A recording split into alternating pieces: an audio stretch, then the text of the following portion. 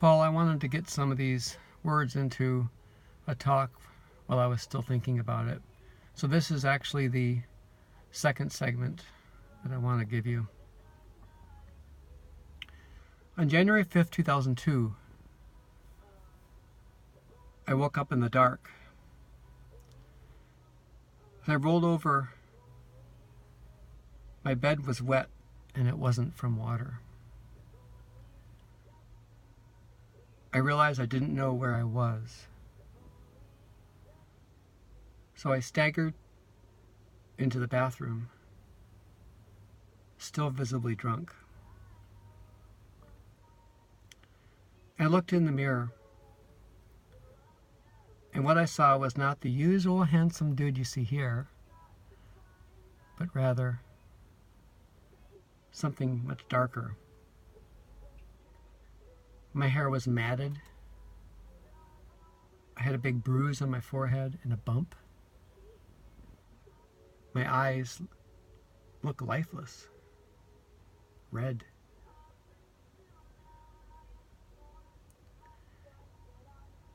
And I heard a whisper, "Stop drinking."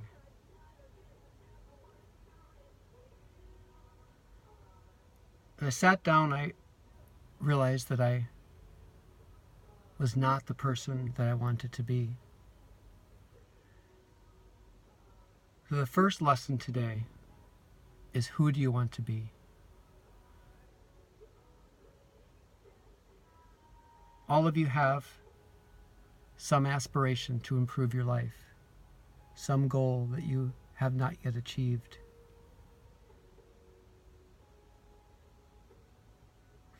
Think about what that means to you individually.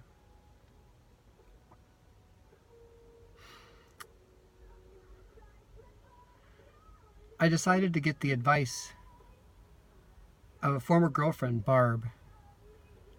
We've been dating for a few months. She was a drinking buddy. Did some hard drinking together. And I met with her for a while that day. I want to stop drinking. I just don't like what I see. I'm concerned about the direction my life has taken. Scott, you don't have a problem.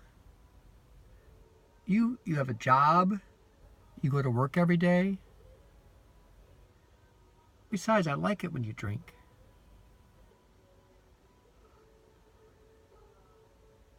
That was incredible advice, I thought. That day I reflected on other advice I had received. A lifelong friend, Paul, had said to me not long before that, "Scott, I'm really concerned about you. You drove home drunk the other day. I should have said something more to you."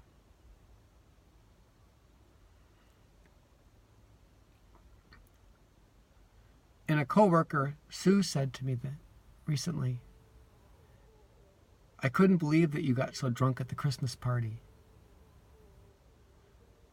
You had to be carried out. Do you remember that?" And I realized also that my son James had seen me drunk on several occasions.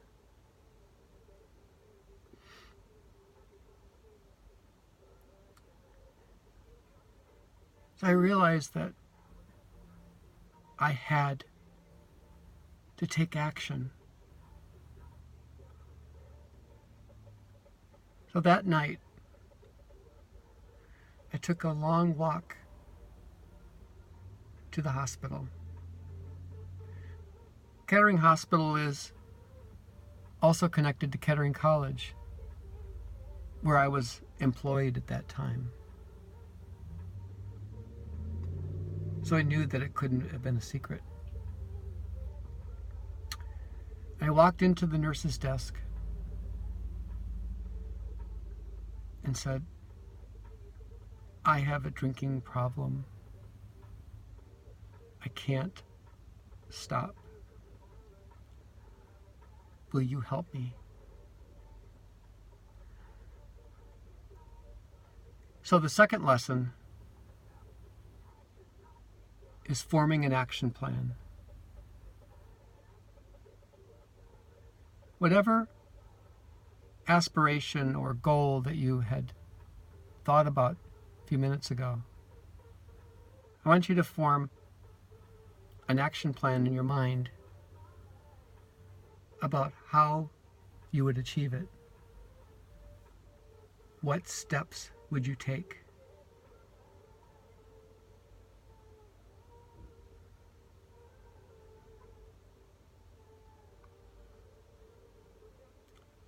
So they admitted me to the emergency room, into a bed that was reserved for psychiatric patients. It had locked glass doors, a camera, dark curtains. And I lay there that night and thought about my life. I knew that I was not even close to the person that I had envisioned myself to be. I had aspirations of getting my PhD. It started, but it stalled.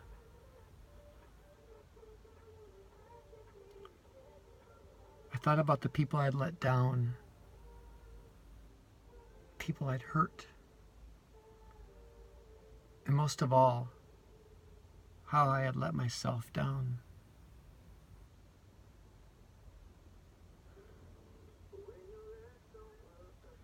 By early that morning, I began to get the shakes, which also called DTs, which is withdrawal from alcohol.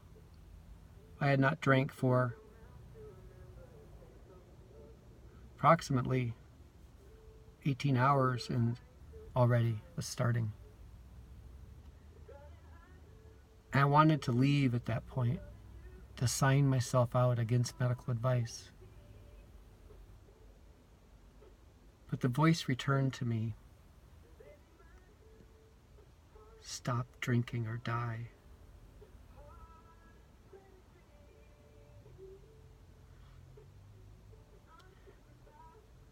I had no choice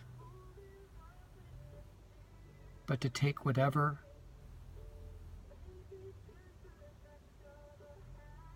to work through whatever obstacles lay in my path. I signed myself in for rehab. So, Paul, that's the end of that segment. I just wanted to get it down, like I said. Thanks.